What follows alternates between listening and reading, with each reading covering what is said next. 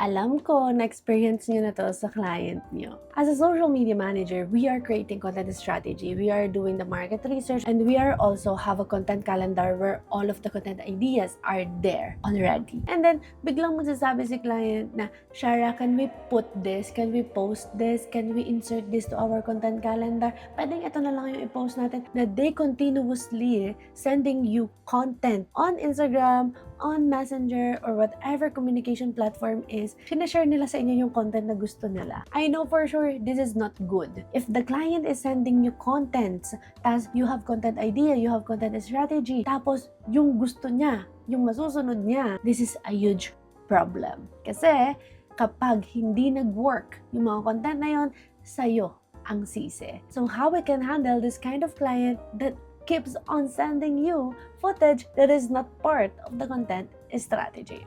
Hi, I'm Shara. If you are not familiar with me, I'm a social media manager doing this for 3 years now, since May 2023, and I'm so happy to share with all of you all of the information that I know because I experience it and I am not gatekeeping, so let's dive into it.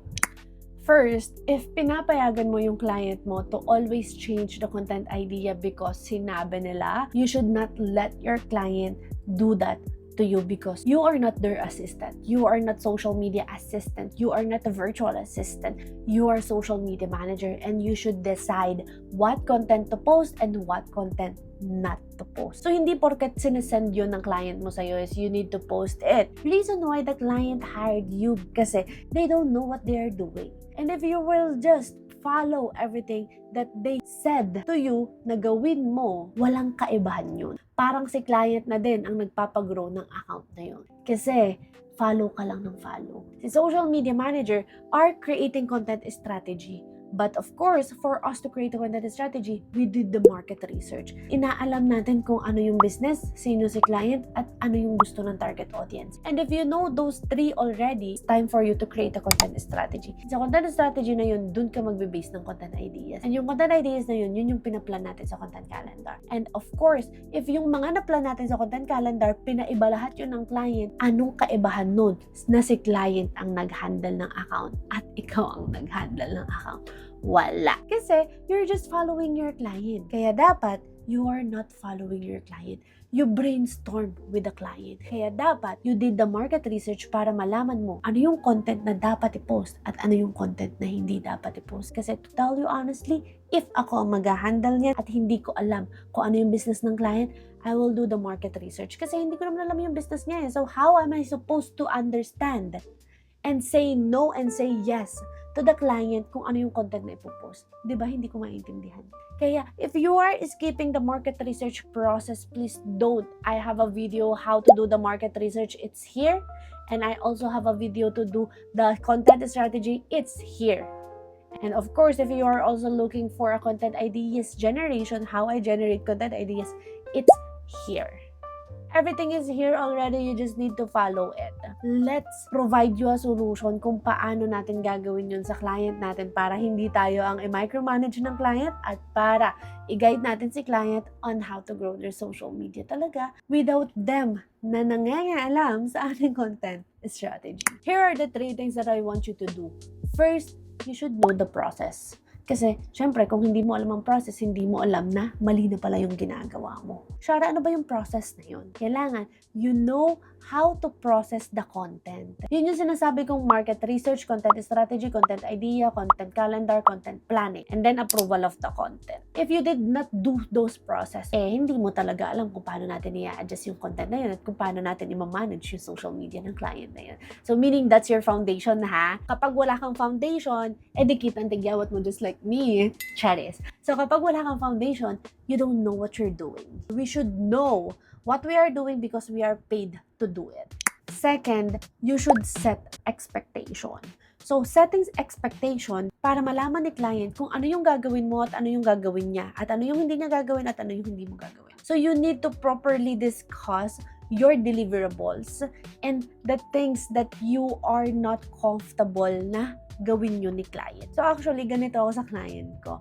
Sinasabi ko sa client ko, I will create you content ideas in a content planner, and if you have content ideas that you want me to add in a content planner, you should have tell me ahead of time para ma-include ko siya. Syempre, we have strategies para malaman ko at ma-revise ko siya na pasok sa strategy natin.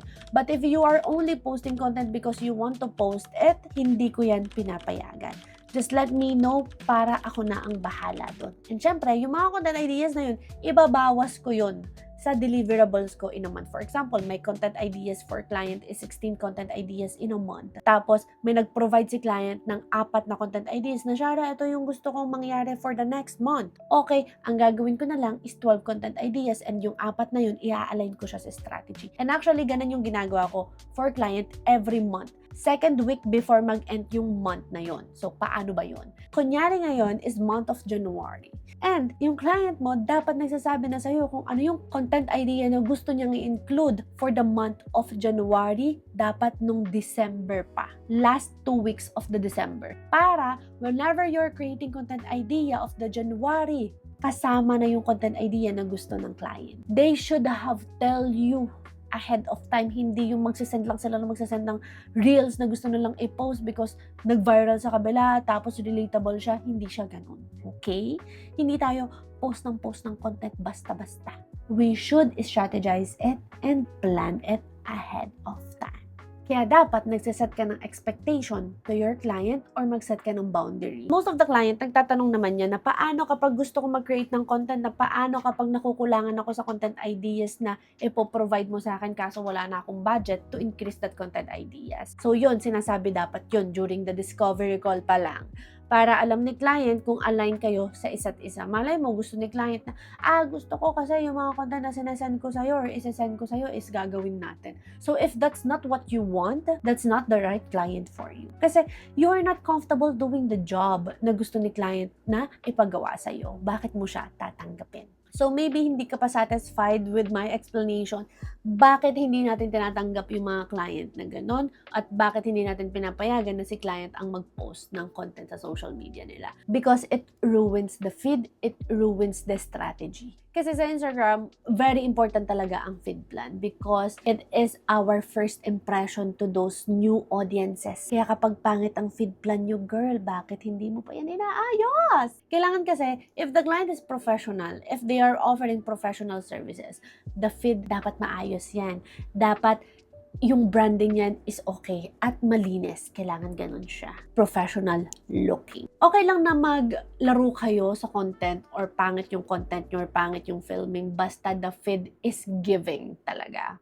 Kasi again, that's the first impression. And the third thing that you need to do is brainstorm and communicate with your client. Ito talaga ang pinaka-importante for you to avoid those problems. Na hindi naman porket sinabi ko na wag mong tatanggapin lahat ng content idea na binigay sa'yo ng client mo kasi may content idea ka na. No. Kailangan i-consider mo pa din yung content ideas na yun.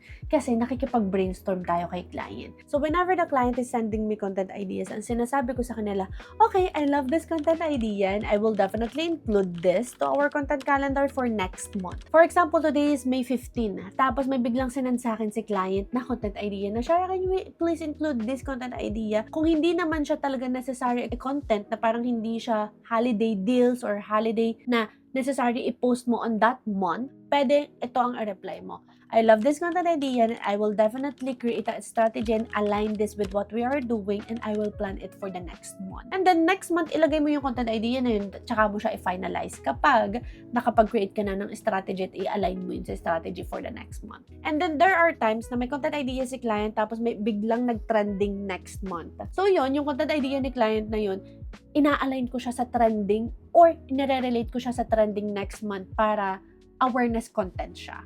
It is not something that will hurt the strategy kasi that's awareness. If ito ay applicable lang sa content idea, ha? So meaning you are acknowledging the client's content idea and you are not declining those. It's just that hindi pa lang ngayon. Brainstorm, ha? Brainstorm and communicate. There are content kasi talaga na hindi po pwede na i-post kasi it hurts the branding ng business ng client. Kasi mayroon akong client na luxury business siya. So, meaning ang mga target audience niya mayayaman, maarte, mga high class talaga. Tapos, si client, Shara, can we do 50% discount? And okay lang ba na mag-collab tayo for free? Tapos, 10 daw sila. And syempre, yung collab na yun, that will bring us awareness. So, ako, actually, gusto ko naman yung collab and the thought of bringing us awareness kasi syempre, collaboration siya eh. Pero, girl, 10. May matutubo ka pa ba dun sa business mo na yun? Sana nag-charity event ka na lang, no? Kaya sabi ko sa client, we cannot do or we cannot accommodate those 10. We can do accommodate maximum of 3 for free services. Kasi you are providing luxury service. Meaning, mahal yung product mo eh. Tapos, libre 10. Sana ako na lang yung isa. Ganun. Pero hindi. Kaya sinabi ko kay client na maximum of 3, fine, pero 10 hindi. Wala ka nang tutubuin doon. Na-realize ni client na you're right, na wala talaga, all of them are expense. And we are not so sure if makakapagbigay sa atin yun ng awareness. And when it comes to discount, sinabi ko kay client na we are not giving discounts to audience because our audience, hindi sila madadala sa discount. Kung mayaman sila, mayaman sila. Magbabayad sila ng service mo kahit gaano pa yan kamahal. Kasi mayaman sila. And that's your target audience. Kaya kung magdi-discount tayo ng 50%, you are attracting the wrong audience. Ang bibili lang dyan is hindi mga target audience mo. Those target audience are gonna buy from you because you are offering 50% off. Meaning, one-time audience lang yon. And dun ba sa 50% off na yun, tutubo ka ba? Did we achieve the goal na build the community? Di ba hindi? Siguro we can accept free services, one-time audience, okay yon. Pero, the 50% na makaka-attract ng wrong people, and after 3 months, 5 months in the long run of your business, wala kang audience talaga. Parang nag-aksaya ka lang ng promo. Kaya instead of 50% ang ginawa ko, instead of providing us promo or discount, we can just add a service dun sa service na ino-offer natin. For example, haircut. Kailangan may free nails. Ganon. So, we are adding a value because we are offering luxury service. So, meaning na-maintain natin yung branding ng luxury. Diba? That's brainstorming, that's communicating. Na you are not just agreeing to clients' want. You are brainstorming what's best and strategizing it and align it to their branding para you can position the business so well on the branding that they want to achieve. Kaya, those 3 are very perfect para hindi ka talaga ma-micromanage ng client mo. That's why, have that process muna ha. Know the system. Kailangan, aralin mo muna yung business. Ako actually, dun sa mga client na meron ako ngayon, I don't know their business, industry. Meron akong client na clinic and I don't know, hindi ako medical graduate. Meron din akong client na salon. Wala naman akong alam sa salon. Pero inaaral ko lang kasi yung business nila because I did the market research. And that's something na very, very important na hindi nyo dapat kalimutan. And syempre guys, if you're struggling how all of this works, I am offering a one-on-one coaching session. I will drop the link below for more details and I would love to help you grow your client's account or help you as a social media manager to get a client by using your skills because I'm gonna teach you how this works.